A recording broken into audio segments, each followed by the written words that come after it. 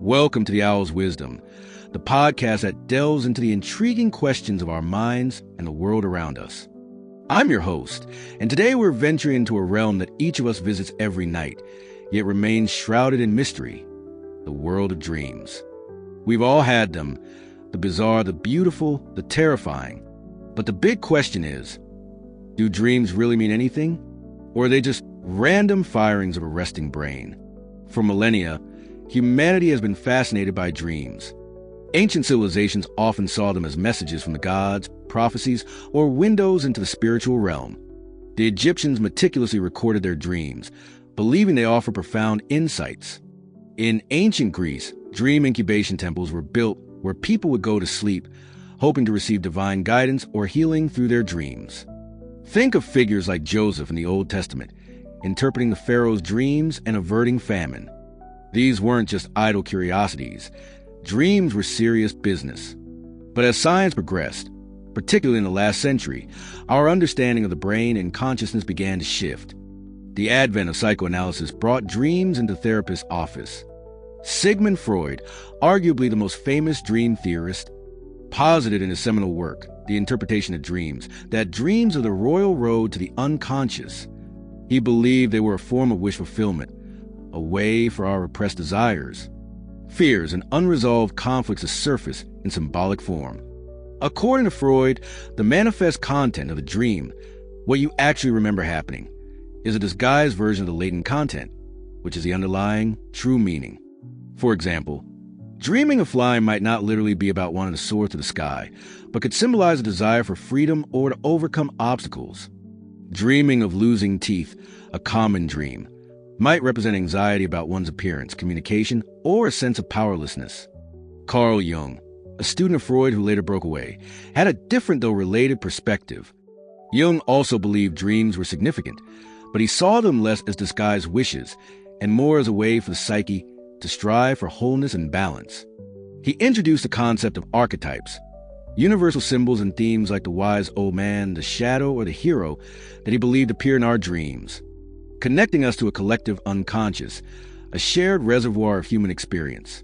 For Jung, dreams were a dialogue with these deeper parts of ourselves, offering guidance and helping us integrate different aspects of our personality. But what does modern neuroscience say? As technology has allowed us to peer into the sleeping brain, we've learned a lot about the physiological processes occurring during dreaming, particularly during REM sleep, the stage most associated with vivid dreams. One prominent neurobiological theory is the activation synthesis hypothesis, proposed by J. Allen Hobson and Robert McCarley in the 1970s. This theory initially suggested that dreams are simply the brain's attempt to make sense of random electrical impulses originating in the brainstem during REM sleep. The forebrain, the part responsible for higher-level thinking, then tries to weave these random signals into a coherent narrative, however bizarre. So, that dream where your graphic design professor is suddenly a talking badger conducting an orchestra made of cheese?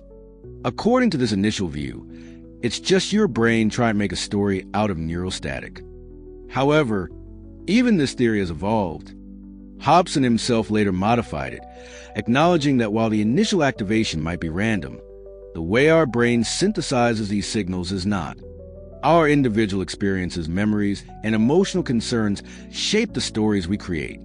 So, even if the trigger is random, the dream content can still reflect what's on our minds.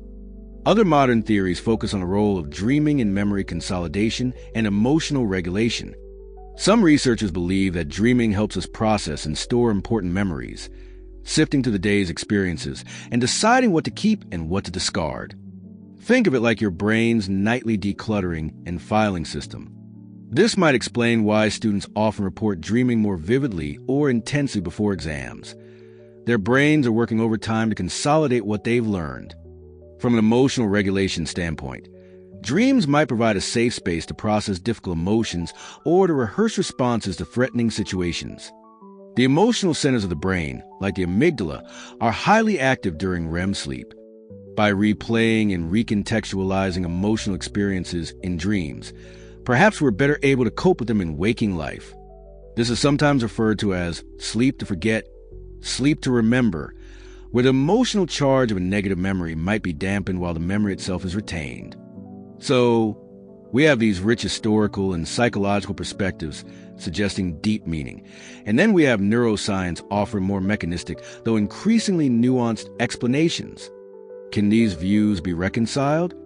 Many contemporary researchers and therapists adopt an integrative approach. They might agree that not every single dream image is laden with profound symbolic meaning. Sometimes, dreaming about pizza just means you were hungry or saw a pizza commercial before bed.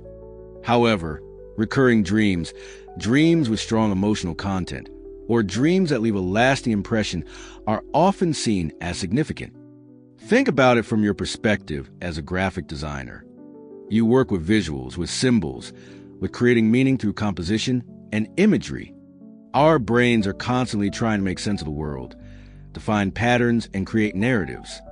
Dreams could be an extension of this innate human tendency, a kind of internal creative process where we're exploring ideas, feelings, and scenarios without the constraints of waking reality.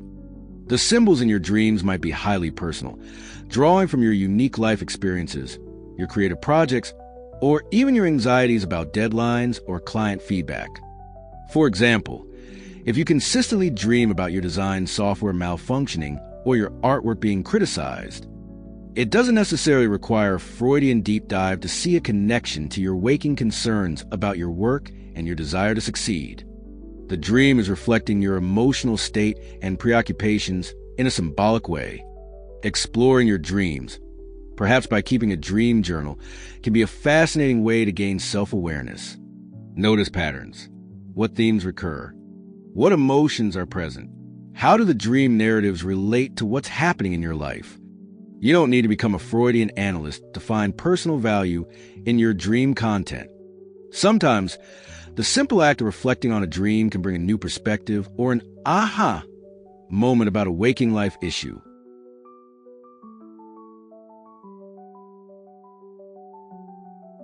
Ultimately, the question, do dreams really mean anything, doesn't have a simple yes or no answer.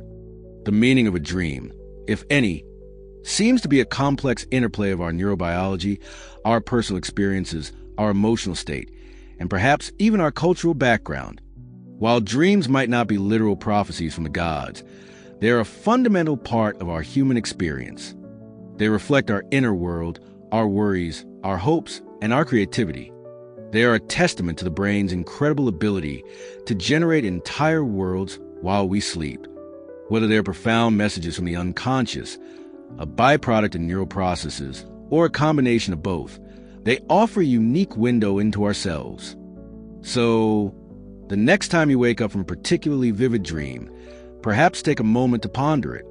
You might just learn something interesting about the most complex and fascinating subject of all, yourself. That's all the time we have for today on The Owl's Wisdom. We hope this journey into the world of dreams has given you some food for thought. What do you think? Are your dreams meaningful? We'd love to hear your perspectives. Join us next time as we explore another intriguing topic. And if you enjoyed this episode and want to hear more discussions that pique your curiosity, please make sure to subscribe to The Owl's Wisdom wherever you get your podcasts. Until then, sleep well and perhaps dream wisely.